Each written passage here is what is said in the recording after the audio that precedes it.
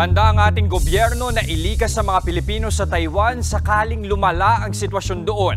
Kasunod yan ang isinasagawang military drills ng China sa paligid ng Taiwan. Nasa frontline ng balitang yan, si Marian Enriquez. Winater cannon at pinaligiran pa ng Coast Guard ng China ang barkong yan na kunwaring target nila. Bahagi ito ng Chinese military drill sa paligid ng Taiwan nitong Huwebes at Biyernes. May mga pinalipad ding fighter jets ang army ng China at may idineploy pang mga barkong pandigma. Ayon sa Taiwan, nasa 46 na Chinese military planes ang nakitang dumaan sa median lane ng Taiwan Strait. Mismong China ang nagsabing layo ng naturang military drill na subukan ang kakayahan nilang manakop. Parusa na rin daw nila ito sa bagong Taiwanese president na si Lai Ching-te.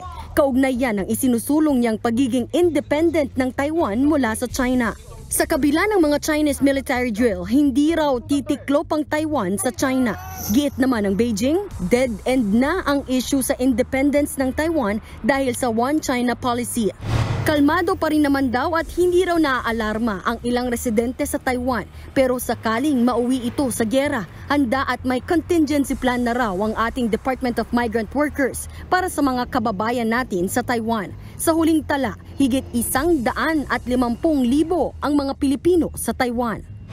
Rest assured, kasama sa plano yung the manner in which they will be transported. Kapag ang sitwasyon ay lumala, doon na talaga nagkakaroon ng mass nature yung repatriation. Kaya't yung nabanggit nyo, sir, posible talaga mayroon pang hindi gusto umuwi. Pero yun nga, as I said, sa karanasan, depende yun sa sitwasyon on the ground. Nagbabalita mula sa Frontline, Marian Enriquez, News 5.